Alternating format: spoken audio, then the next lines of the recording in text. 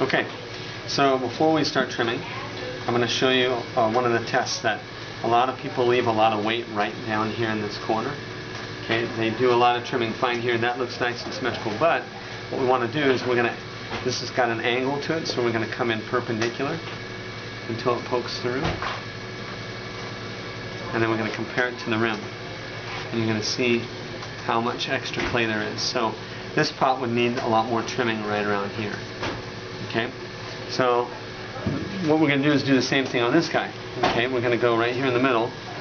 We're going to check the center, and we're going to compare it to the rim, and that's about identical. Okay, so we can trim a little bit away, but not really all that much. Here in this corner, about the same as well, and then right here, this is where we're going to find a little extra weight. Okay, so that's a little bit extra. So the good news is this pot's thrown nice and thin, pretty consistent. It's got a good light feel, right? You should be pretty proud of that. But we're going to want to, generally speaking, if you want a deeper foot, the purpose of footing a pot is, number one, when you're ready to glaze, you'll have something you can hold on to while you dip. Two, if you got runny glaze and it starts running, a foot can stop that from dripping off and sticking to the kiln. So we're not going to have a really big foot on here, so you probably don't want to use a runny glaze. Three, it's going to take some of the weight out, make it nice and even. And four, it's going to look visually really nice. So look at it now, and you can kind of see how that looks. Okay. Once we've got that figured out, another technique is you can put push pins in here, sticking out like those, and that way when you hit a pin, it's a little warning system saying you're about this thick now. A mistake that a lot of beginners make is they don't know how far to go. They have no sense of thickness, right? And suddenly they got a window in the bottom of their pot. Okay, so I'm going to go ahead and I'm going to use these rings to help me center this. There's the little guidelines, right? Oh, and it's a lefty, so I'm going to switch that direction. Okay, and I'm going to hold my finger right here, and I'm going to watch. See how the gap changes? It gets close and far, and when it gets close, let's stop it and give it a little adjustment.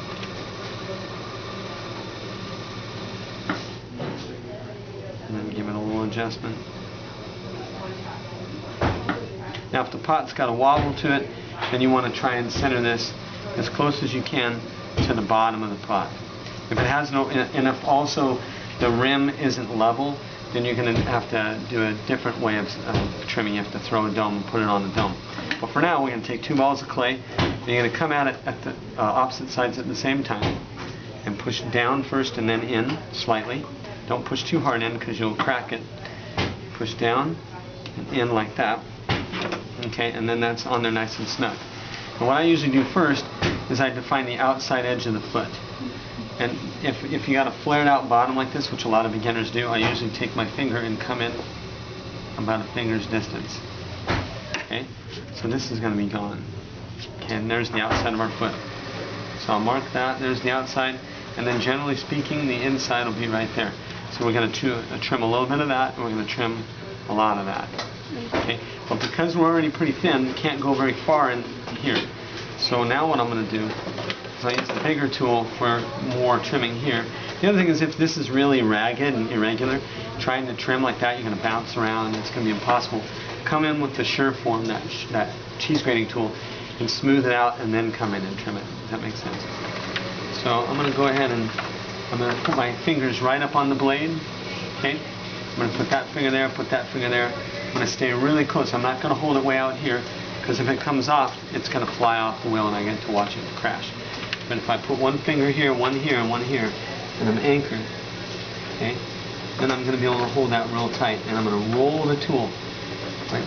I'm rolling the tool in my hand like this, okay, back and forth.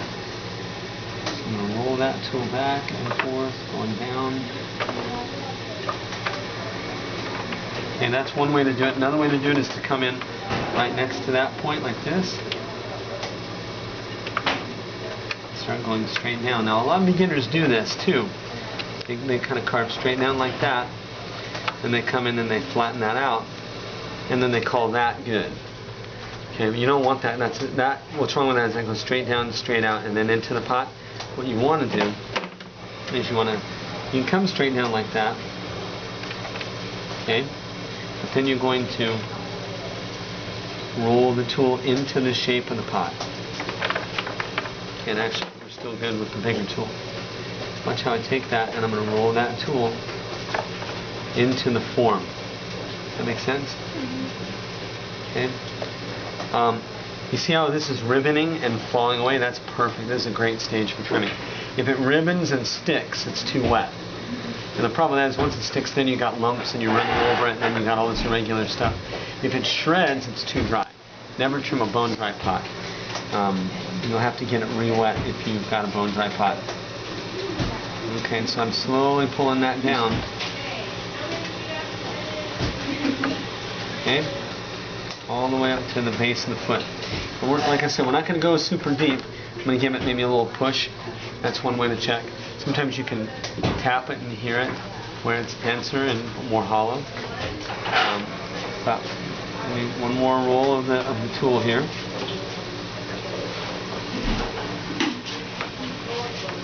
Okay.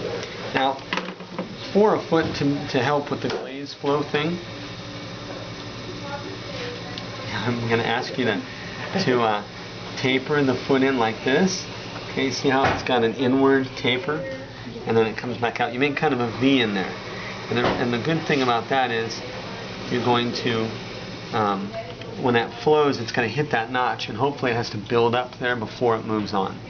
Okay, so I'm pretty close to done with that. I might check it in a minute. Now I'm going to start here with the smaller tool, and I'm going to start there, and I'm going to go from the middle to the edge. Now, generally speaking, because the inside isn't flat, the inside is a U, isn't it? So that means I could get deeper here than here, because the bottom is curving away. So I might start again real lightly here, and then I'm going to roll that tool into the pocket. But a gradual roll. See, I'm going to go deeper. Closer to the edge I go. Now it kind of rolls into the corner. Then I can even come in here if I want to. Okay. And then I'll also do one last thing. I'm going to just blunt that edge and run my finger on it, because if you don't blunt that, you can chip it later, or you can scratch the table. Some people like to get fancy and say, okay, let's put a little pattern in the bottom, give it a real nice finish, whatever. Now, when I glaze this, I can glaze here, but that's not deep enough to glaze, so this will all be bare. But again, if you leave more clay in the bottom, you leave it about as thick as your thumb, then you can trim quite a deep foot. And like this guy, if you try and hold that, there's not enough really to grip. So what we might do now is we might say, to be cautious, we'll take this guy off. And first of all, take a look at that. Doesn't that look nice? Yeah. Okay. So now, and it feels pretty light, we might check again with a needle tool and say, oh, okay. Look at that. That's nice. That's even a little thinner than the rim. So we're done. There's not enough to do much more. So we'll leave that alone. I'm going to take this sponge now and wring out all the water. And what I always end up doing is I'll close up those little needle holes, and I'm going to wipe the edges, even the top rim. Any blemishes. Some people will sand, but sanding kicks up a lot of dust. It's not good to breathe. Okay. Yeah, so you can see I'm just kind of cleaning that edge up. Making sure, again, if we're going to drink from this, you don't want a sharp edge. So I'll kind of fold that over the rim and just slowly soften that edge. And it works. Okay, and then at that point, you got a finished bowl. All you do is sign it now and put it back to be fired. Okay. Click. See?